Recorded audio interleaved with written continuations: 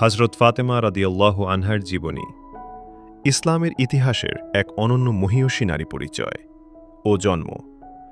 হযরত ফাতেমা রাদিয়াল্লাহু আনহা হলেন ইসলামের শেষ নবী হযরত মুহাম্মদ সাল্লাল্লাহু আলাইহি ওয়াসাল্লামের কন্যা এবং চতুর্থ খলিফা হযরত আলী রাদিয়াল্লাহু আনহু এর স্ত্রী। তিনি ফাতেমা আজ-জাহরা, উজ্জ্বলতার ফাতেমা নামে পরিচিত। জন্ম ৬০৫ খ্রিস্টাব্দে মক্কায়, নবুয়তের পঞ্চম বছর, যখন মুসলমানরা বয়কটের সম্মুখীন ছিলেন। শৈশব ও পরিবার। মাতা হযরত খাদিজা রাদিয়াল্লাহু আনহা, ইসলামের প্রথম বিশ্বাসী ও নবীর সর্বপ্রথম স্ত্রী। পিতা হযরত মুহাম্মদ সাল্লাল্লাহু আলাইহি ওয়াসাল্লাম। তিনি ছিলেন নবীজির একমাত্র সন্তান, যিনি পিতার চেয়ে বেশি বেঁচে ছিলেন এবং যার বংশধারা টিকে আছে বৈবাহিক জীবন। ৬২৩ খ্রিস্টাব্দে ১৮ বছর বয়সে তিনি হযরত আলী রাদিয়াল্লাহু আনহুর সাথে বিবাহ বন্ধনে আবদ্ধ হন। তাদের বিবাহ ছিল ইসলামের ইতিহাসে এক আদর্শ দাম্পত্য সম্পর্কের নমুনা। সন্তানগণ হযরত ফাতেমা রাদিয়াল্লাহু আনহা ও আলী রাদিয়াল্লাহু আনহুর ৪ সন্তান ছিল। ১ হাসান রাদিয়াল্লাহু আনহু, ইসলামের পঞ্চম খলিফা। ২ হুসাইন রাদিয়াল্লাহু আনহু, কারবালার শহীদ। ৩ জয়নব রাদিয়াল্লাহু আনহা, কারবালার পর ইসলামী বক্তৃতা ও শিক্ষার ধারক। ৪ উম্মে কুলসুম রাদিয়াল্লাহু আনহা, ব্যক্তিত্ব ও গুণাবলী। ১ ধার্মিকতা ও ইবাদত। ফাতেমা রাদিয়াল্লাহু আনহা ছিলেন অত্যন্ত ধার্মিক। তিনি দীর্ঘক্ষণ নামাজে দাঁড়িয়ে থাকতেন, এতটাই যে তার পা ফুলে যেত।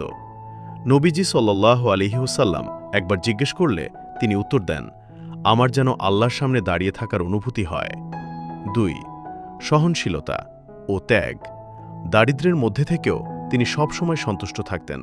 একবার নবীজি সাল্লাল্লাহু আলাইহি ওয়াসাল্লাম তাকে একটি গয়না দিলে ফাতেমা রাদিয়াল্লাহু আনহা তা দান করে দেন, কারণ তিনি জানতেন অসংখ্য মানুষ প্রয়োজনে আছে। ৩ জ্ঞান ও প্রজ্ঞা। তিনি নবীজির কাছ থেকে জ্ঞানার্জন করেছিলেন এবং মহিলাদের মধ্যে ইসলামের শিক্ষা প্রচারে ভূমিকা রাখেন। তার অনেক বক্তৃতা ও উক্তি ইসলামী সাহিত্যের অংশ। নবীজির সাথে সম্পর্ক। ফাতেমা রাদিয়াল্লাহু আনহা ছিলেন নবীজির অত্যন্ত প্রিয়। নবীজি সাল্লাল্লাহু আলাইহি ওয়াসাল্লাম বলতেন, ফাতেমা আমার দেহের অংশ।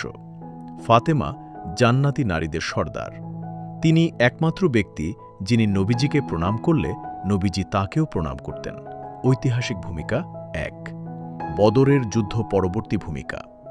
বদরের যুদ্ধে বন্দীদের মুক্তির জন্য অর্থ সংগ্রহের সময় ফাতেমা রাদিয়াল্লাহু আনহা তার বিয়ের গহনা দান করেছিলেন। ২ খিলাফত বিষয়ক অবস্থান।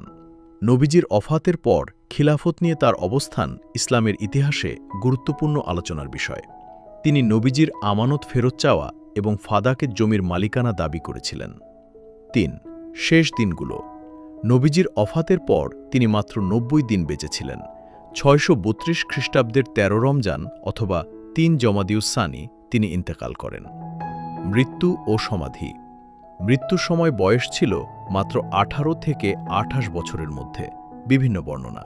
তিনি নিজের ইচ্ছায় রাতে গোপনে দাফন হওয়ার জন্য বলে যান। তার সমাধিস্থান বর্তমানে জান্নাতুল বাকি কবরস্থানে, কিন্তু সঠিক স্থান নিশ্চিত নয়। উত্তরাধিকার। ১ আধ্যাত্মিক উত্তরাধিকার।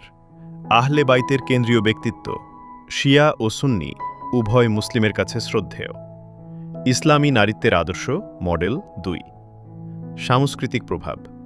তার নামে বিশ্বজুড়ে বহু মসজিদ, শিক্ষা প্রতিষ্ঠান ও স্থান নামকরণ করা হয়েছে। ফাতেমিয়া তরিকা সুফিবাদে গুরুত্বপূর্ণ স্থান দখল করে আছে। ৩ শিক্ষণীয় দিক। ১ ধর্মীয় আত্মনিবেদন। ২ সামাজিক দায়িত্ব। ৩ পারিবারিক ভূমিকা। ৪ ন্যায়ের জন্য সংগ্রাম, হাদিস ও উক্তি। ফাতেমা রাদিয়াল্লাহু আনহা থেকে বর্ণিত কিছু গুরুত্বপূর্ণ বাণী। আল্লাহর সন্তুষ্টি পিতামাতার সন্তুষ্টিতে, আর আল্লাহর অসন্তুষ্টি পিতামাতার অসন্তুষ্টিতে। সেরা মানুষ সে যে মানুষের উপকার করে। উপসংহার। হযরত ফাতেমা রাদিয়াল্লাহু আনহার জীবন ছিল ত্যাগ, আত্মনিবেদন, ধার্মিকতা এবং গুণের এক জীবন্ত উদাহরণ। ইসলামের ইতিহাসে তার স্থান অনন্য। একজন কন্যা, স্ত্রী, মা এবং মুমিন হিসেবে তিনি চিরকালীন আদর্শ রেখে গেছেন। তার জীবন থেকে নেওয়া শিক্ষা আজও নারী পুরুষ সকলের জন্য পথনির্দেশক হিসেবে কাজ করে। গ্রন্থাবলী সহি হাদিস ও প্রামাণ্য সিরাত গ্রন্থের আলোকে সংকলিত। বিভিন্ন ইসলামী সম্প্রদায়ের মধ্যে কিছু ঘটনা ব্যাখ্যায় পার্থক্য থাকতে পারে।